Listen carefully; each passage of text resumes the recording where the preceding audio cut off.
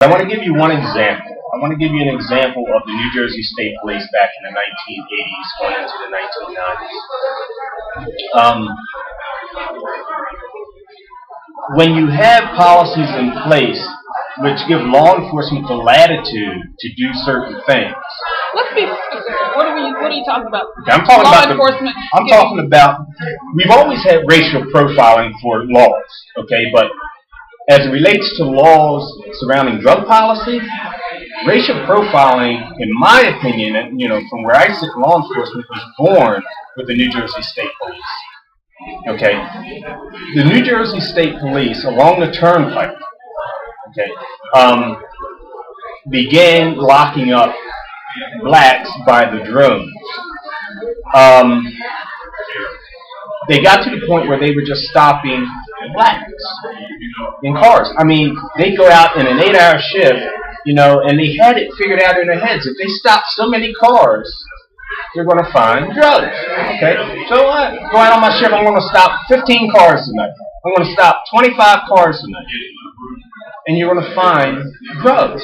The only problem is they just weren't stopping cars. They were stopping cars driven by black people, which kind of like gave the perception that black people carry drugs. But if they were to stop everyone, they would see that those numbers would still be the same. But they did it with black people. It got to the point where they were planting drugs. It got to the point where they were abusing black people. They were violating their constitutional rights. They were inappropriately searching their vehicles. There was a book written by an investigative reporter who brought all of this to light. His name is Joseph Cullen. The name of the book is called The Black Dragon. And detailed accounts. He's interviewed hundreds of people about their travels along the New Jersey Turnpike. Those who were arrested, those who weren't arrested. As an investigative reporter, they were able to just put out this broadcast for anyone who had been stopped on the New Jersey Turnpike.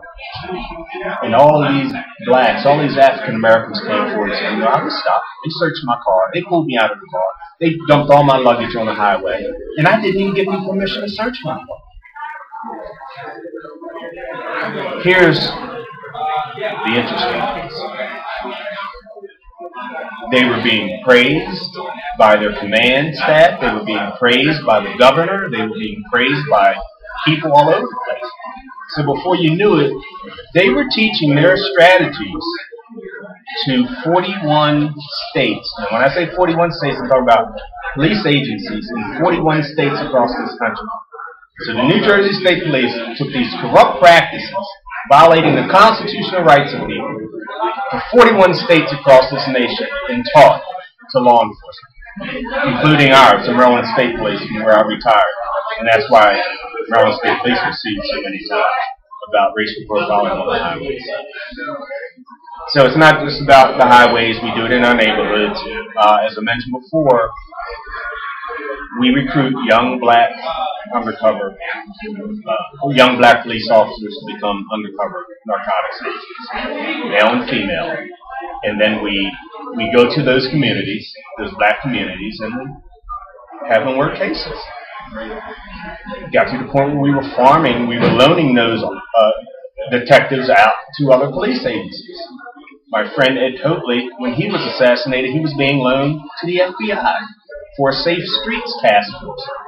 And of course, they were operating in D.C. They were operating in the communities of color in Tacoma Park. When Ed worked for me, and this is I'm partly responsible for this. When I was commander of drug task forces on the Eastern Shore, the last case that Ed worked for me was in Salisbury, Maryland. Now, Salisbury, Maryland is a predominantly white community, but Ed was working in a black community.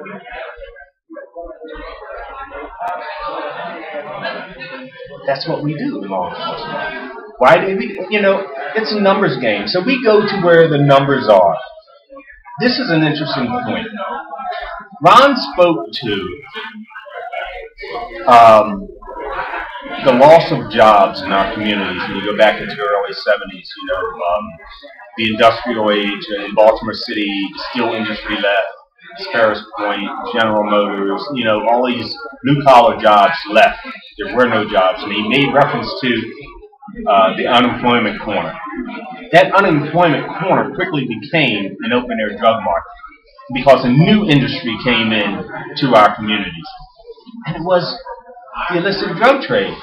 So what happened when we in law enforcement, we were bribed by the federal government when Nixon launched the war on drugs. We were bribed with federal funds to enforce drug laws in these communities. And we did it well. We went to the unemployment corners, which were now the drug corners, and we started locking up black men.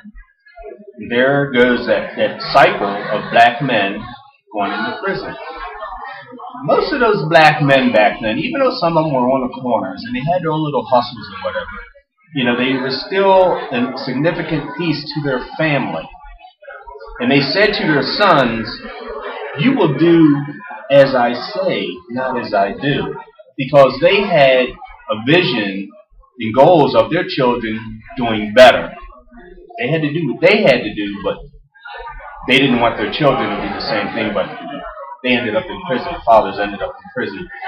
Then the son said, "Well, Pop's locked up, so I got to go do what I got to do, bring money into the household." And then that cycle continues and continues. In order for us to heal these families, we have to end prohibition. We have to end the war on drugs. As long as it exists, it's a jobs program. Not just for our young black men and women, but it's a jobs program in white America where we build the prisons. But for us in our black communities, it's a jobs program for these young boys that are dropping out of high school to go make money on the corners. If we want to keep them in school, we need to end that jobs program and give them something else. It begins with ending that jobs program. And in doing so, you're going to end a significant piece of the violence. Guns are plentiful in our communities now on the foundation of the illicit drug trade. These young men believe that they need these guns to protect their turf, their territory. And they're right, because it's a violent trade. The illegal market's a violent trade, just like it was with alcohol prohibition. You've got to end it. You've got to stop it. I know that there are people who fear regulation and control, legalization, because they think there's going to be more drug use. I mentioned Bishop Brown Allen. He's one that believes that if we move in that direction, we're going to have more people using it. Is it possible? Yes, it is possible. But you know what? Before you can manage a life, of addiction, and that's the worst, that's what he's thinking about. That's what folks are thinking about, more addictions. But before you can even manage a life of addiction, you have to save that life.